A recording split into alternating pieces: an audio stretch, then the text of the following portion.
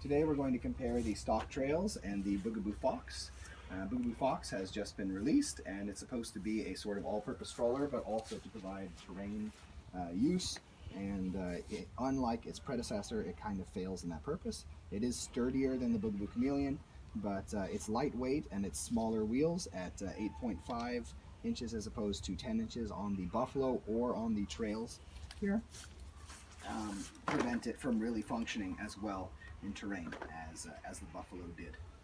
On the other hand, if you don't look at it as a terrain stroller, it is quite a solid piece of work.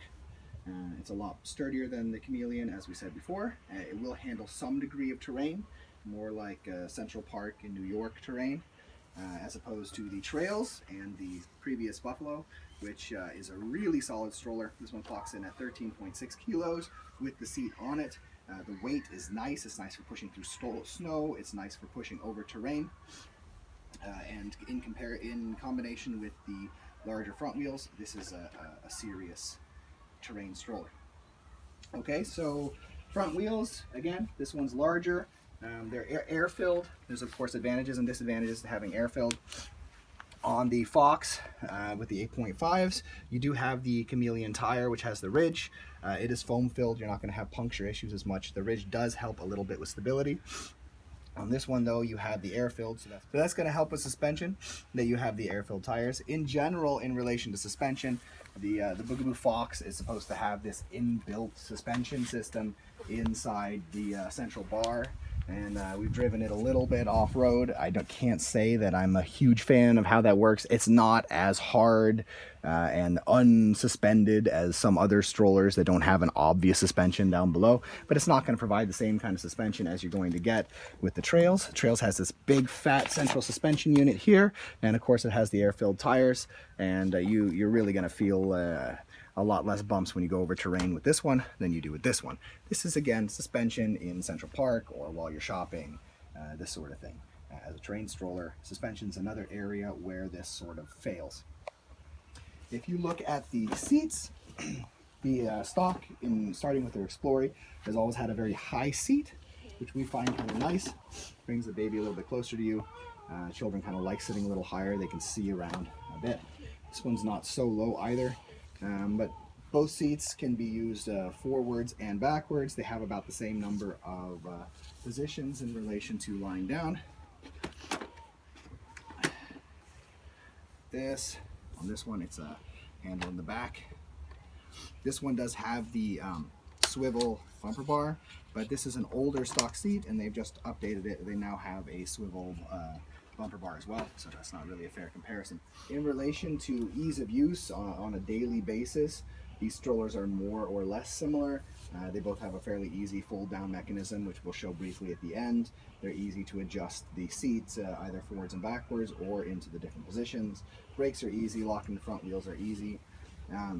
I feel that the double mechanism on this stroller, both at the hands and the middle, is a little bit weird, and I sometimes feel like I get the stroller folded down better with the central folding mechanism than I do with the upper one. But then I don't know, I just might not be as comfortable with that mechanism yet. In relation to ease of use in terms of like the conversion aspects of the stroller, what I mean now is swapping out the seat for the bag. These are very different. So on the Trailz, you have a separate seat unit and a separate bag unit. That makes it easy, but it makes it larger in terms of storage. Pop one off, pop the other one on. Both of them are a little bit heavy in relation to removing the tracks, a little bit hard. But that actually goes for both strollers because both are using an internal seam here, not with the seat in this case, but with the bag that you have to pull out from the inside of the frame. The swapping of the seat for the bag on the Fox, I would say, is kind of heavy. And the reason for that is because you have this big plastic frame on the back that has to be mounted, and that's in addition to the fabrics. And then of course you have to mount the bag as well, which has become a little bit harder than it was in previous models. In previous models they used a lot of Velcro and so on. They don't do that anymore. So, that's only something you're going to be doing once or twice in your entire use of the stroller, so perhaps that's not super important. So again, I just wanted to say real quick why you would pick one or the other.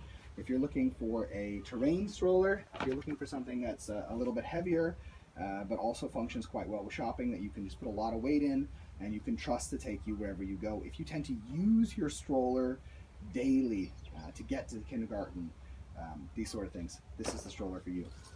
If you're looking for something that's a bit more lightweight, that's more like a lot of other strollers on the market, so Cybex and UPPAbaby and so on, but still is quite sturdy for daily use in urban environments, that folds up nice and tight, and that maybe you're just a Bugaboo fan in general, then I would go with the Fox. If I had already had my heart set on a Bugaboo model, I would certainly go for the Fox over the Chameleon. If I had my heart set on a Stokke model, and Stokke has a lot of different child stuff that all kind of fits together and so on. But if I were going for a Stokke model stroller, I personally would go for the Trailz. If I lived in a warmer climate, it might be the Explorer, but up here, certainly the Trailz. So that's our comparison of these two models. We hope this video has been helpful. If it has been, we ask that you subscribe, as it helps us continue making videos in the future. Thank you.